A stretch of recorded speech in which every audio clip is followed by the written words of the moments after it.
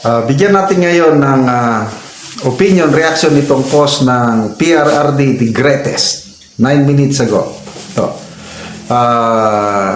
Nasummarize dito ang SWS survey conducted itong June 2025. June 25 to 29. 1,200 adult respondents nationwide.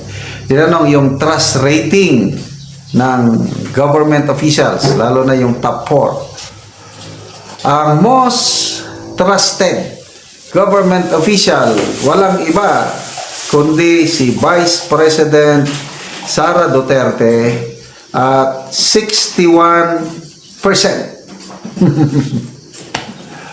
Sumusunod si Senate President Escudero.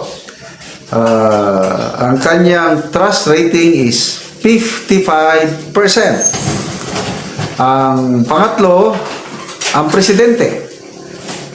Diba kung presidente ka, you have all the powers.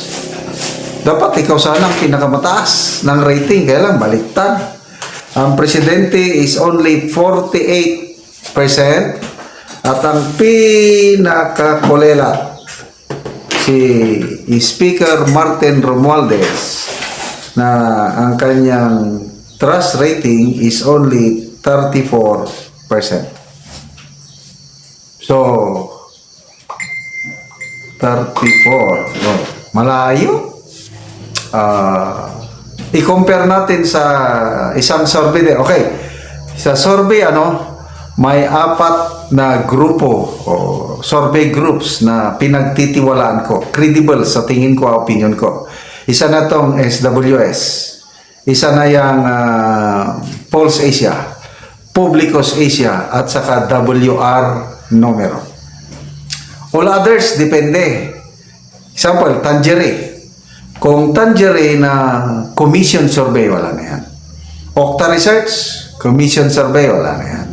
Poros paborian sa kina Speaker Martin Romualdez, yung Tangerine at saka But kung non-commission, pwede pa. Okay? So, i-compare natin bago lang din naglabas ang Publicos Asia pahayag. Second quarter din, June 27 to 30.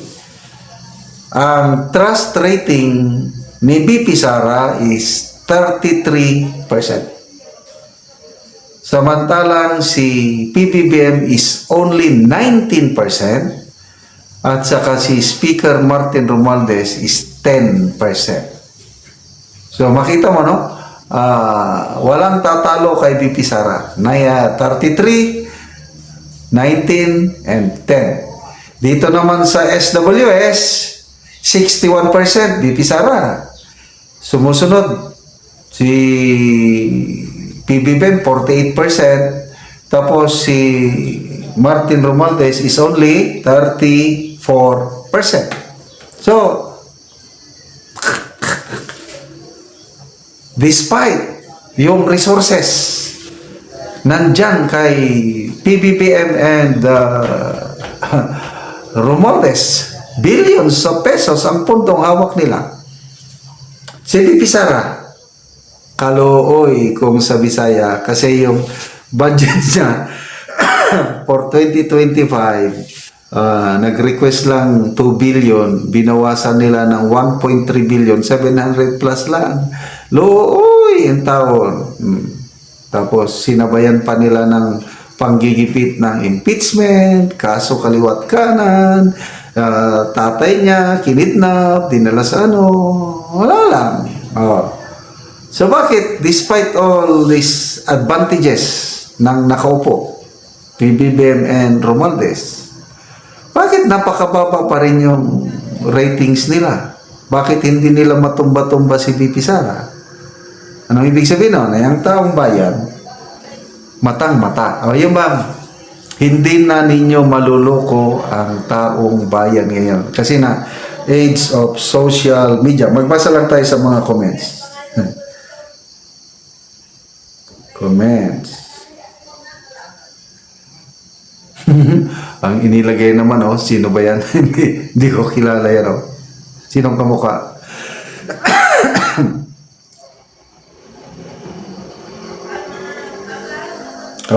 May mga hindi naniniwala. Kailan naging up ang survey na yan? Siguro kasama si Ngagba humigop sa survey.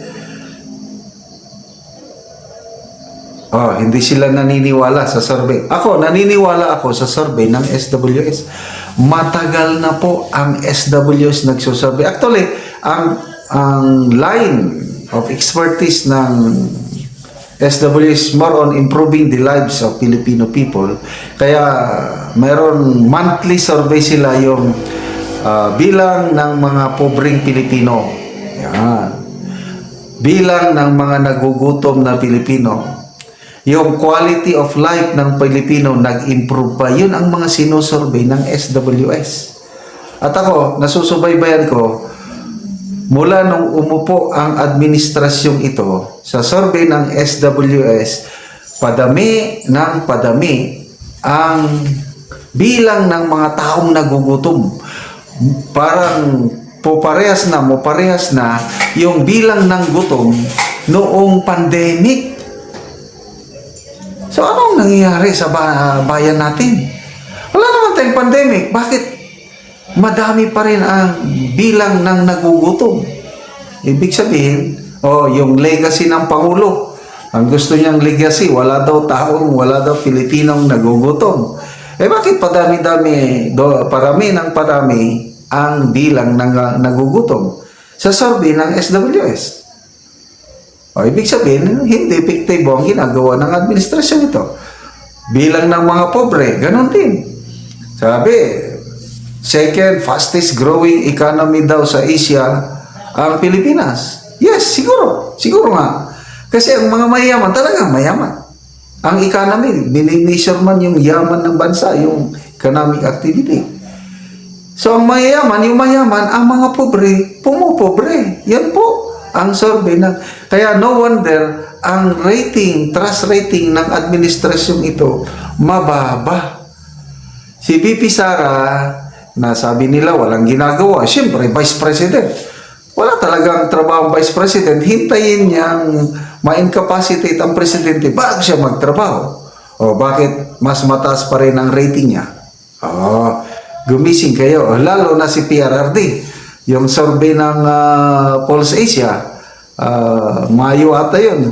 Ang trust rating niya 63%. Samantalang si PBBM 32% lang nakakaya. Anyway, you cannot put a good man and woman down. Mabuhay po kayo. BP Inday Sara.